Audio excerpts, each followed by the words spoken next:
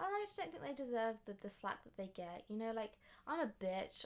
Sometimes I'll have a go at my mum, have a go at my brother, have a go at my boyfriend, or like don't talk to my friends. I'm a little bit rude, standoffish, and it's like, yeah, but that's because I'm human. Hello.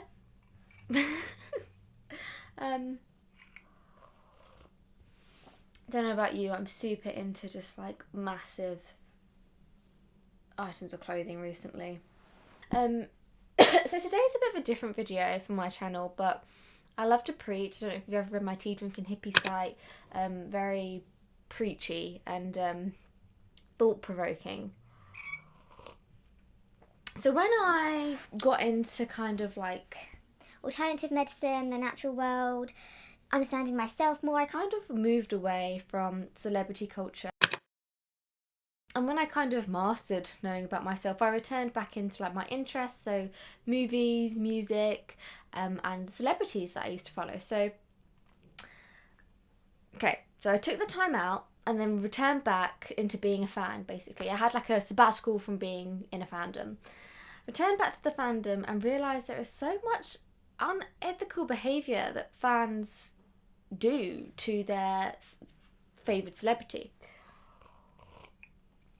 I do want to say I was 100% a culprit of this. Before I took the time out, I would plan to meet a celebrity and I would want to just basically feel like I could do whatever I want just because they were a celebrity. So I'm not saying I'm perfect. I definitely 100% did this stuff, and that's why I'm like, oh crap, like I thought like this is so bad. And I don't condone the fans whatsoever. They are a product of the culture that if no one speaks up against it, it's going to keep happening. So we're speaking up against it. And it's this big idea that celebrities are like characters. And what I mean by that is when we watch a film or read a book or anything, we get really invested into these characters. We feel like we know them and we care for their well-being. And they kind of are like an extension of us. They're kind of like a friend, but not like a traditional friend. And I feel like people feel that way about celebrities. So we care about their well-being, but also we kind of have this, I want to marry them, I want to be their friend. And I think that's where we kind of go from being a fan to having some kind of self-entitlement towards them. For starters, a celebrity is just pretty much, they're still a person. They just have a different kind of job.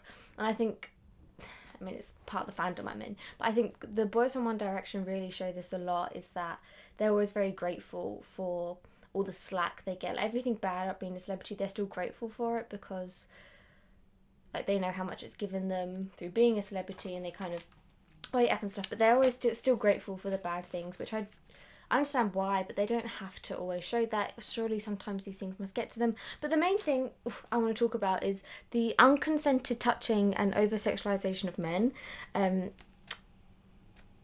Two examples I have is KJ Appa and Harry Styles, where they've both openly spoken about kind of being uncomfortable with being like a sex symbol.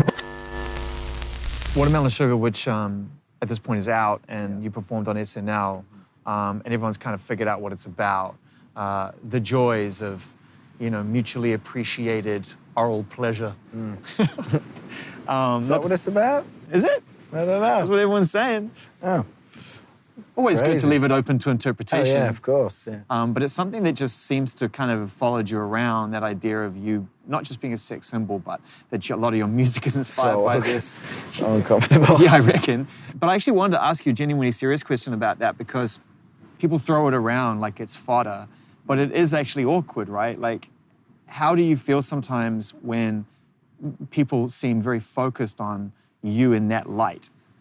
In all honesty, I'd say I try and think about it as little as possible, because it's a very strange, dynamic thing. It's also like a weird thing to think of about yourself. Totally. Like, but people think it's still okay to touch them. And I feel like if this was happening to a woman, say like there was a female celebrity, we'll take Kim Kardashian, and male fan that was in love with her, like really, like Kim Kardashian had changed his life basically, and he met her and he was hugging her and then he started to kiss her and like to touch her inappropriately. everyone would speak up about it and be like, that's not okay, this fan, we get that he loves her, but that's not okay. and I feel like with men that doesn't really happen. And it's really kind of hard to watch. Like, you see this happen in interviews and you're just kind of like, why is no one saying anything about this? Like, these people have openly said how they feel uncomfortable in those situations and no one's stopping it as well. It just, whatever. But this is what I'm going to throw up is KJ Apa, and when he was on Ellen. Okay,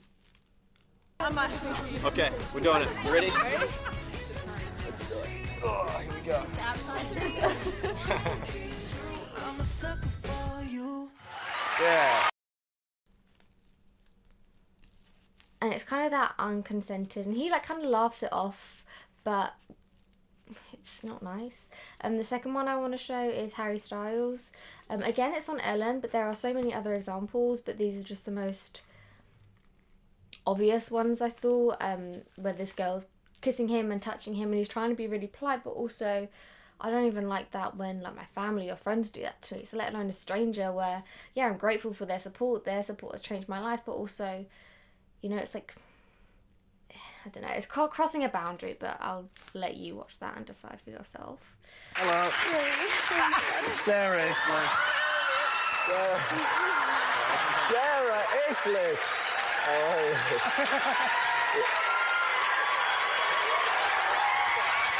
Nice to see you.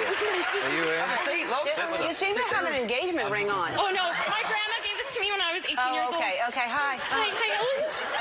Thank you so much. You're welcome. Sit down. You're going to go see them at the American Music Awards. Isn't that wonderful? Sarah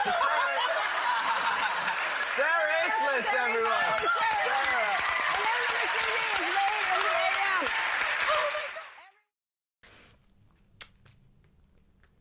So what, I want to know what you think as well. Obviously this isn't something that we can change through just my opinion, so we need to kind of beware ourselves.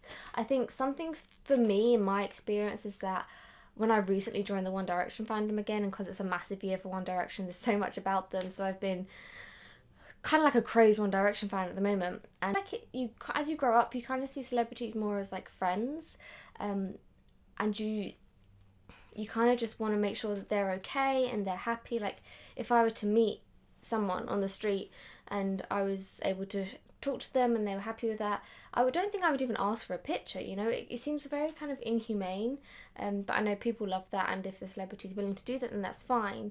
But I think celebrities, again, is moving on to my next segment, they get a lot of slack for not working hard enough, and I just think we need to also kind of like step back and think how much of their life they give to us. Like my brother, he met, what's his name, Gary Lineker, I think, and he asked for a picture and Gary ignored him, and then my brother kind of made a comment, and then Gary turned back round and was like, let's have a picture. And it's like, you know, people think that they can, like they see a celebrity out and about and they can disrupt them and to get a picture because they're a celebrity, they've put themselves out there and that's that. But I even get annoyed if I'm like in the middle of a text or an email and someone interrupts me, like talking. So let alone like if you get that constantly, like you're a celebrity, you're recognised everywhere, you get that constantly, and people always want things from you, want an autograph, want a picture. And the big one that sticks out with me is an example of Nick Jonas. Hopefully I'm going to get a video that I'm going to throw up now. This very tough conversation. When Nick split up from the band, it was a very difficult time for him.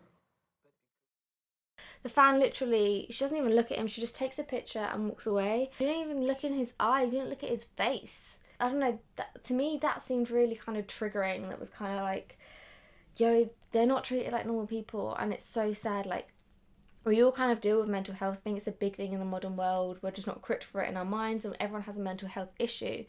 And if you're constantly thrown into this even faker society where everyone wants something from you, and it's kind of this twisted thought of like, yeah, but you owe them your career, you owe them this lifestyle they've given you. So it's, and again, like they don't really speak up. I mean, some celebrities are rude to like paparazzi and fans, but you can understand why. Like say like you get some bad news or you're just in a bad mood and you're like, oh, I just need to, like, for instance, we're in quarantine, we're at home, we're in a really horrible, bad mood. Say, like, something happens, you have an argument with someone you love, and you're just like, oh, I just need to get out of my head. So you just go out on a walk, and imagine just being bombarded with so many things, and it's like, how would you just not break down? Like, I don't understand how these people do it and stay so amazing and humble. And, like, I'm going back to the One Direction boys, they have stayed humble throughout this whole success they've had, and it's amazing, really.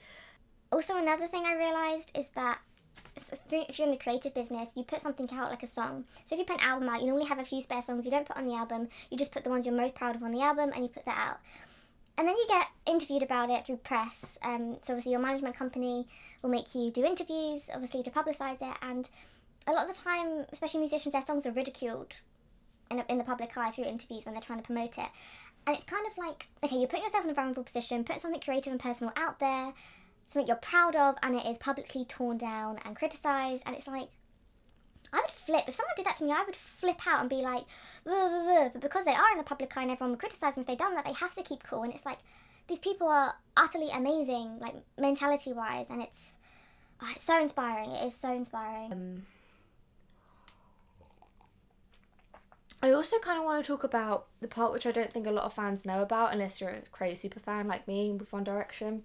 It's the management side of things. For example, I'm going to talk about Modest management. I mean, Modest have given so many people a good platform, but let's just talk about some issues. So if you're a One Direction fan, like me, you will know about the Larry Stylingson conspiracy. I mean, I'm a big Larry fan, but whether it's true, whether it's not,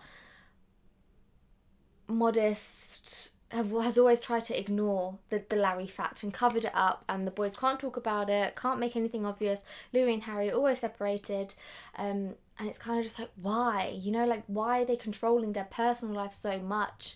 Like, at the beginning of One Direction, Louis and Harry, like, everyone loved their relationship because they were so close. They, like, had fun together, and, like, if they're having fun, we're having fun, you know? And then they were separated by Modest, and it's horrible. Like, you see videos where they're like, we're standing next to each other, can we just sit the way we are? And Modest are going, no, you can't sit together.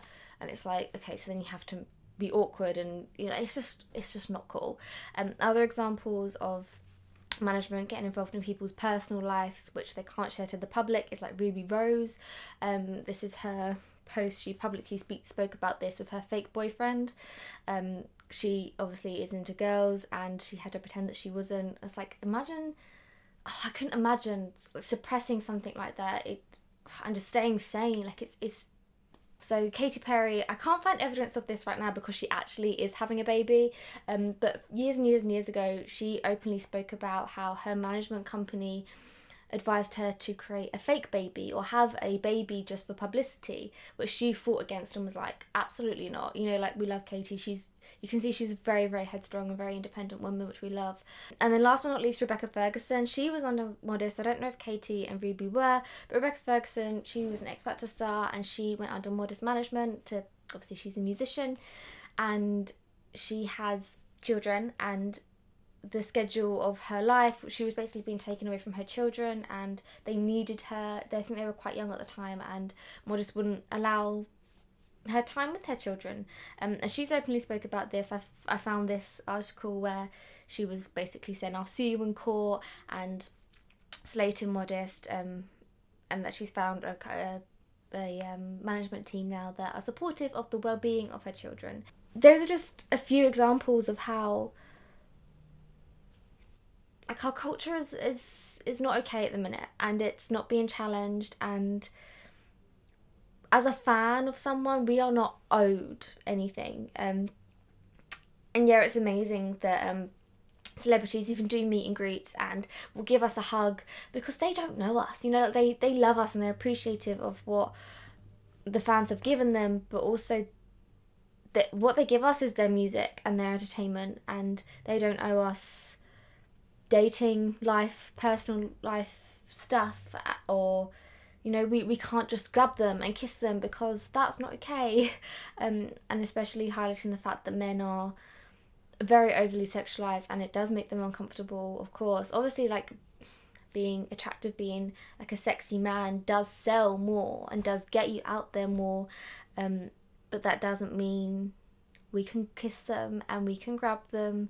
If you want to, then just ask, and I'm sure that they'd be happy with that. But yeah, I hope you get my drift. Basically, this is basically 20 minutes long. But thank you so much for watching. I hope you like my little good vibes thing. This is from Tiger. If you've ever been to Tiger, they have some really cool random stuff that you don't need, but you find that you do need when you're in there. But thank you so much for watching. I hope you enjoyed it. Let me know your thoughts as well. If you're ever going through anything, I have a highlight on my Instagram which is dedicated to just positive quotes and things. So if you've ever been lonely or a bit low, maybe you can look at that, and that might make you feel a little bit better. And I encourage you to make one as well, so that just fuel people's lives with more positivity and make them feel more supported. Okay, but thank you again so much for watching, and I'll catch you next time. Bye bye.